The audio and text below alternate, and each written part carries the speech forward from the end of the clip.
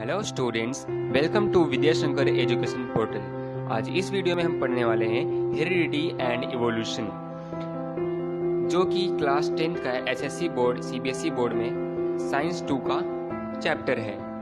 तो चलिए बढ़ते हैं अपने सबसे पहले पॉइंट के ऊपर। फ्रेंड्स, इसके पहले मैं आपको याद दिला दूं कि अगर आप इस वीडियो को देखने के लिए आ रहे हैं तो सबसे पहले आप अपने बुक्स को ओपन करके रखिए ताकि आपको इसे समझने में और पढ़ने में आसानी हो। हमारा आज का पहला पॉइंट है heredity and hereditary changes. Heredity क्या होता है कि ये एक जनरेशन से दूसरे जनरेशन में ट्रांसफर होने वाला बायोलॉजिकल कैरेक्टर है, जो कि जीन्स के थ्रू एक जनरेशन से दूसरे जनरेशन में ट्रांसफर किया जाता है। और इसके मतलब मॉडर्न जो जेनेटिक है, इसके अगर मास्टर जो हैं वो जॉन ग्रेगर मेंडल को इनका मॉडर्न जेनेटिक्स का मास्टर बोला जाता है। करीब 1886 में इसके बारे में मतलब कोई भी रिसर्च नहीं हुआ था। हेरिडिटी कैसे ट्रांसफ़र होता है, कैसे एक जनरेशन से दूसरे जनरेशन में जाता है, उसके बारे में किसी के पास कोई भी कंक्लूजन नहीं था। फिर 1901 में अचानक से इसके पीछे एक रीज़न आया कि ये कैसे कैसे चेंजेस होता है, जिसको बताया ह्यूगो डे व्राइज ने। फिर 1902 में वॉल्टर एंड सटन ने एक ग्रासोपर के सेल में से उन्होंने क्रोमोसोम्स का पेयर लिया। उस समय हालांकि किसी को पता नहीं था कि ये सब क्या होता है। फिर उन्होंने उस क्रोमोसोम्स के हेल्प से रिसर्च किया और उन्होंने प्रूव किया कि जीन्स ही वो एलिमेंट होता है जो हेरिडिटी को एक जनरेशन से दूसरे जनरेशन में लेके जाता है। फिर 1961 में इसके ऊपर धीरे धीरे और भी लोग रिसर्च करने के लिए आए। 1961 में फ्रेंच साइंटिस्ट है जिनका नाम था फ्रांसोइस जैकब और जैक मोनार्ड, इन्होंने एक अपना प्रोटीन सिंथेसिस जो कि डीएनए के हेल्प से होता है, उसका इन्होंने अपना एक मॉडल लोगों के सामने लाया। और इसकी वजह से जो डीएनए के अंदर जीन जेनेटिक कोड्स छिपे होते हैं उनके बारे में जानने में आसान मिला, यानी लोग उसके बारे में और अच्छे से जानने लगे। जीन्स कोडेड क्या होता है ये हम आगे पढ़ने वाले हैं। फिर धीरे धीरे अलग अलग साइंटिस्ट आए जिन्होंने इसके बारे में खोज किया और जेनेटिक हेरिडिटी के बारे में खोज होने के बाद जो साइंस ऑफ हेरिडिटी था, जिसमें जैसे कि डायग्नोसिस, उसका ट्रीटमेंट, उससे डिसऑर्डर, इन सब को ठीक करने में बहुत ही मदद मिली आगे मतलब मॉडर्न टाइम्स में। चलिए बढ़ते हैं अपने नेक्स्ट पॉइंट पे, जो है हमारा ट्रांसक्रिप्शन, ट्रांसलोकेशन एंड ट्रांसलेशन। यानी ये ट्रांसक्रिप्शन, ट्रांसलेशन एंड ट्रांसलोकेशन यानी किसका, ये जो जीन्स का जो एक प्लेस से दूसरे प्लेस पे जाता है उसके बारे में हम पढ़ने वाले हैं। पहला हम लेते हैं ट्रांसक्रिप्शन। डीएनए के अंदर से जो जीन्स रहता है वो आरएनए के हेल्प से वो क्या करता है कि जो बॉडी में अदर फंक्शनल सेल रहते हैं उनके साथ वो जुड़ जाता है और वहाँ पे वो फंक्शन करना स्टार्ट कर देता है। जैसे कि डीएनए के अंदर स्ट्रैंड्स होते हैं, जैसे कि दो पैरेलल लाइन होते हैं डीएनए में। आप लोग ने अगर स्ट्रक्चर देखा होगा तो दो पैरेलल लाइन होते हैं, उनके बीच में छोटे छोटे लाइंस जो दोनों पैरेलल लाइंस को ज्वाइन करते हैं उनको स्ट्रैंड्स बोलते हैं।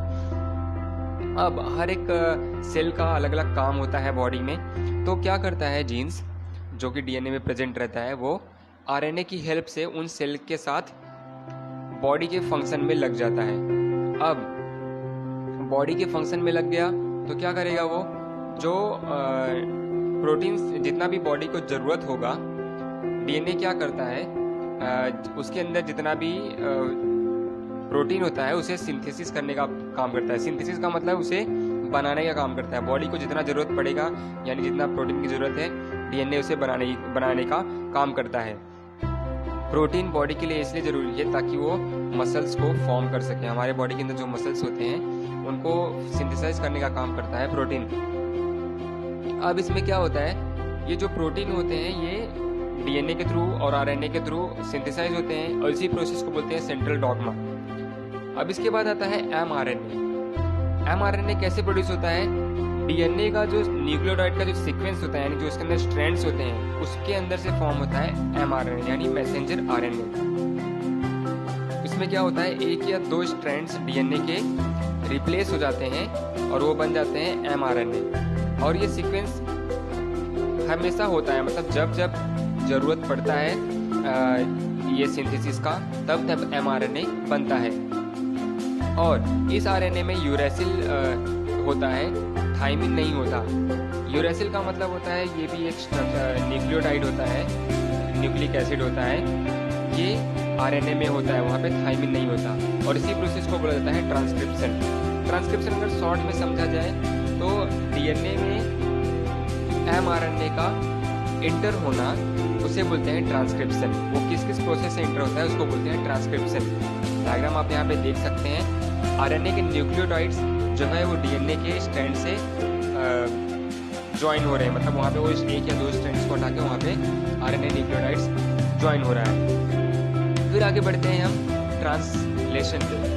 उसके पहले हम देखेंगे जो mRNA रहता है, जो कि फॉर्म हुआ है, बना हुआ है, वो साइटोप्लाज्म में आ जाता है और अपने साथ कोडेड मैसेज लेके आता है DNA के पास से, क्योंकि वो DNA के स्ट्रैंड्स में रहता है। DNA के स्ट्रैंड में से वो कोडेड मैसेज लेके आता है। फिर ये मैसेज अमीनो एसिड्स के लिए एक कोड होते हैं, मतलब क्या कोड होते हैं, वो एज ए इन्फॉर्मेशन, यानी जो कैरेक्टर्स होते हैं वो रहते हैं, ह्यूमन से कैरेक्टर रहते हैं, वो सब उसमें रहते हैं। और ये जो कोड रहते हैं वे हर एक अमीनो एसिड्स के लिए 3 न्यूक्लियोटाइड फॉर्म करते हैं और इसे बोलते हैं ट्रिपलेट कोडॉन। फिर डॉक्टर हरगोविंद खुराना, जो कि इंडियन बेस्ड साइंटिस्ट हैं, इंडियन ओरिजिन, इन्होंने 20 अमीनो एसिड्स के लिए ट्रिपलेट कोडॉन का इन्होंने डिस्कवरी किया था, जिसके लिए इनको और इनके साथ वाले जो भी साइंटिस्ट थे 1968 में इनको नोबेल प्राइज भी दिया गया था। फिर हम देखते हैं हमारा ट्रांसलेशन क्या होता है। उसने कोडेड मैसेज वो अपने साथ लेके आया mRNA। अब वो क्या करेगा, और उसके साथ बहुत सारे थाउजेंड्स ऑफ ट्रिपलेट कोडॉन उसके पास रहते हैं, यानी अमीनो एसिड्स के थाउजेंड्स ऑफ ट्रिपलेट कोडॉन उसके पास रहते हैं। वो क्या करेगा, वो tRNA को अमीनो एसिड्स के थ्रू mRNA के पास जो भी कोडॉन्स होता है उसे वो सप्लाई कर देता है। अब क्या करता है, जो टी कोडॉन रहता है, tRNA रहता है, उसके पास एंटी कोडॉन होता है, यानी उस कोड को पढ़ने का या फिर उसे खोलने का उसके पास एक होता है जिसको बोलते हैं एंटी कोडॉन, वो रहता है। और वो क्या करता है, mRNA के पास जो कोडॉन रहता है उसे ओपन कर देता है। इसी प्रोसेस को बोलते हैं ट्रांसलेशन, यानी जो mRNA DNA के पास से जो मैसेज लेके आया वो कोडेड था, यानी समझ लो ऐसा, अगर नॉर्मल लैंग्वेज में समझे उसमें पासवर्ड था, तो tRNA को उसका पासवर्ड पता था, यानी एंटी कोडॉन था, उसने उसे ओपन कर दिया और इस प्रोसेस को बोला गया ट्रांसलेशन। फिर है देखेंगे हम लोग ट्रांसलोकेशन। अब अमीनो एसिड जो था वो tRNA के पास लाया गया। अब tRNA rRNA के थ्रू उसको एक साथ रख लेता है। फिर ये जो अमीनो एसिड रहता है ये राइबोसोम्स के पास से ये ट्रिपलेट कोडॉन की तरफ बढ़ता है, यानी ट्रिपलेट कोडॉन को लेकर जो अमीनो एसिड रहता है ये राइबोसोम्स की हेल्प से आगे बढ़ता है और इसी प्रोसेस को बोलते हैं ट्रांसलोकेशन। मतलब वो जो मैसेज था वो ट्रांसलेट हो गया और ट्रांसलेट होने के बाद वो मैसेज आगे बढ़ रहा है, यानी एक एक करके आगे बढ़ाया जा रहा है वो मैसेज, और इसी प्रोसेस को बोला गया ट्रांसलोकेशन। और ऐसे कर करके बहुत सारे प्रोटीन्स फॉर्म किए जाते हैं, क्योंकि देखा जाए तो बहुत सारे अगर हमें हमारे बॉडी में कोई भी मसल्स फॉर्म करना है तो वहाँ पे एक हल्का सा छोटा सा ये जो प्रोसेस था, समझ लो एक छोटा सा एक धागे जैसा ये प्रोसेस होता है, धागे से भी पतले सा प्रोसेस होता है। तो अगर मसल्स फॉर्म करना है तो उसके लिए बहुत सारे प्रोटीन्स फॉर्म करने पड़ेंगे, तो ये प्रोसेस बार बार होता है ताकि वहाँ पे बहुत ज़्यादा प्रोटीन्स फॉर्म हो। यहाँ पे आप देख सकते हैं, इस डायग्राम से आप समझ सकते हैं कि जो mRNA है वो जगह जगह पे फिट होता है और tRNA के थ्रू वो जो नीचे देखो कोडॉन्स वाला लाइन है वो राइबोसोम्स को देखिए उसे ट्रांसलोकेट कराता है, यानी पूरे बॉडी में उसे पहुँचाता है। फिर है हमारा म्यूटेशन। म्यूटेशन का मतलब क्या होता है, लिविंग ऑर्गेनिज्म जो होता है वो अपने जैसा ही नया लिविंग ऑर्गेनिज्म फॉर्म कर सकता है, अपने जैसा ही नया इंडिविजुअल लिविंग ऑर्गेनिज्म वो अपने जैसा फॉर्म कर सकता है। और इसमें क्या होता है, बिना ही किसी चेंजेस के उसके जीन्स यानी पेरेंट्स के जीन्स जो उसका चाइल्ड रहेगा उसके अंदर ट्रांसमिट हो जाता है। और इसमें क्या होता है, कोई भी थोड़े बहुत कैरेक्टर्स जो होते हैं पेरेंट्स के, मतलब उनका बोलना, उनका थोड़ा बहुत फेस मैचिंग, ये सब भी ऑफस्प्रिंग का मतलब होता है उसका चाइल्ड, उसमें भी ट्रांसमिट हो जाता है वो। लेकिन कभी कभी क्या होता है, ये जो जीन्स उसमें ट्रांसफ़र होता है उसमें थोड़े बहुत चेंजेस आ जाते हैं।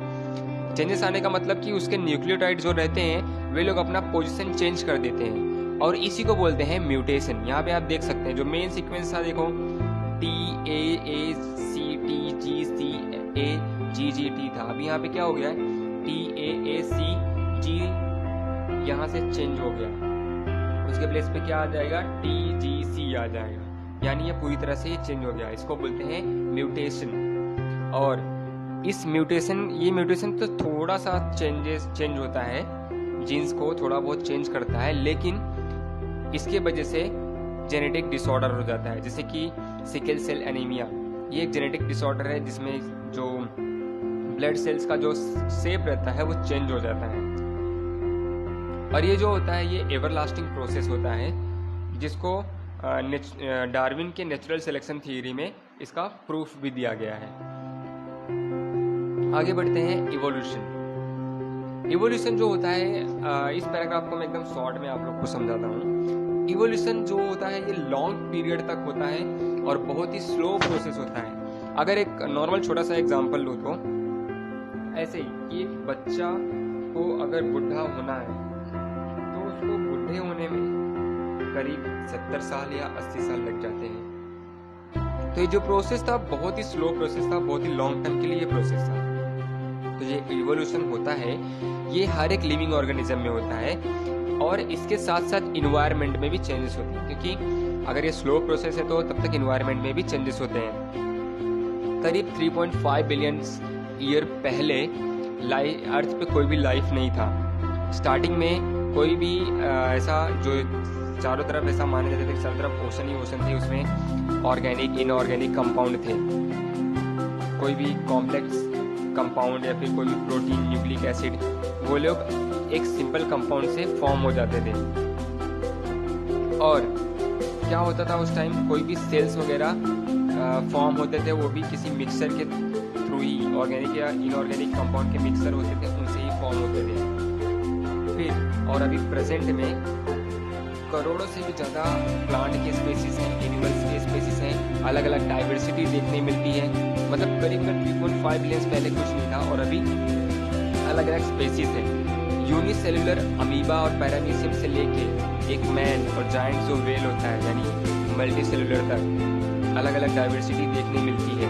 यूनिसेलुलर और प्लांट में देखा जाए यूनिसेलुलर क्लोरेला से ह्यूज जो ट्री यानी जिसको बनाना ट्री बोलते हैं, सबसे बड़ा ट्री होता है, मतलब छोटे से लेके बड़ा तक जो हम लोग देख भी नहीं सकते और जो दूर से भी दिखता है। हर एक चीज़ इस इवोल्यूशन में आता है। और अर्थ पे जैसे कि कुछ ऐसे ऑर्गेनिज्म होते हैं जो कि एयर में, वाटर, लैंड, रॉक हर एक जगह प्रेजेंट होते हैं। फिर इसका हम लोग थ्योरी पढ़ते हैं, थ्योरी ऑफ इवोल्यूशन क्या होता है। इस थ्योरी के हिसाब से यानी इवोल्यूशन की थ्योरी के हिसाब से जो फर्स्ट लिविंग मटेरियल आया था यानी प्रोटोप्लाज्म आया था वो ओशन में फॉर्म हुआ था। यानी अगर अर्थ पे कुछ सबसे पहले कोई भी चीज़ आया था वो ओशन में फॉर्म हुआ था, और धीरे धीरे वो यूनिसेलुलर ऑर्गेनिज्म उससे फॉर्म हुआ। फिर उसमें चेंजेस होते गए, वो यूनिसेलुलर ऑर्गेनिज्म से थोड़ा और चीज़ बना जिससे कॉम्प्लेक्स ऑर्गेनिज्म बने, यानी यूनिसेलुलर से ज़्यादा यानी मल्टी सेलुलर भी उसके अंदर आए। और धीरे धीरे वो चेंजेस होते गए और चेंजेस होते होते मल्टी सेलुलर भी फॉर्म हुए, यानी बड़े बड़े एनिमल्स भी फॉर्म हुए। और ये जो था आज हम लोग देख रहे हैं, मतलब सबसे पहले जो आया था प्रोटोप्लाज्म वो ओशन में फॉर्म हुआ था, तब से लेके अब तक करीब 300 करोड़ साल पहले वो सब चेंजेस हुआ था। और अभी हम लोग देख सकते हैं कि अभी एक व्हेल भी है, एलिफेंट भी है, यानी मल्टी सेलुलर यानी ह्यूज एनिमल्स भी है। यानी ये प्रोसेस होने में, आज यहाँ तक पहुँचने में कितने साल लग गए, 300 करोड़ साल। और ये जो चेंजेस होता है ये लिविंग ऑर्गेनिज्म में, इसके वजह से पूरा मल्टी डायमेंशनल चेंजेस होता है। मल्टी डायमेंशनल चेंजेस का मतलब होता है कि एक अमीबा से लेकर एक वेल तक, एक क्लोरेला प्लांट से लेकर जो कि यूनिसेलुलर होता है वहाँ से लेकर बनियान ट्री तक, और एटमॉस्फेरिक चेंजेस जैसे कि एटमॉस्फेयर में बादल बनना, एयर बनना, वाटर बनना, हर एक चीज़ इसमें चेंज होता ही होता है। और इसमें इस पूरे ओवल और जो प्रोसेस होता है इसे बोलते हैं ऑर्गेनिज्म, यानी सबका एक साथ चेंज होना। दोस्तों ये जो इतना मैंने बताया जो प्रोसेस हुआ पूरा स्टार्टिंग से लेके वो लास्ट तक पूरा एनिमल बनना, एक छोटे से प्लांट से लेके बनियान ट्री बनना, इसमें उसका स्ट्रक्चरल और फंक्शनल दोनों ही प्रॉपर्टी में चेंजेस होता है। और ये पूरा ऑर्गेनाइजेशनल चेंजेस होता है, यानी कि ओवरऑल अपने आसपास जो भी चीज़ें रहती हैं हर एक चीज़ में चेंजेस होता है। और इसी को बोलते हैं इवोल्यूशन, यानी कि एक 300 करोड़ साल पहले एक प्रोटोप्लाज्म आया और धीरे धीरे वो फॉर्म होते होते आज वेल भी है, बनियान ट्री भी है, ह्यूमन भी है। तो वो चेंज होते होते 300 करोड़ साल लग गए, लेकिन चेंज हुआ, उसी को बोला जाता है इवोल्यूशन। दोस्तों ये था हमारा आज का ये चैप्टर का पार्ट 1। नेक्स्ट पार्ट 2 में मैं कवर करूँगा इस पूरे चैप्टर को, जो भी बचा हुआ हमारा पार्ट है। तो दोस्तों इस वीडियो को लाइक करें और इस चैनल को भी सब्सक्राइब करना नहीं भूलें, ताकि आपको नेक्स्ट इसका जो बचा हुआ पार्ट है उसे देखने में आपको हेल्प मिले। थैंक यू दोस्तों।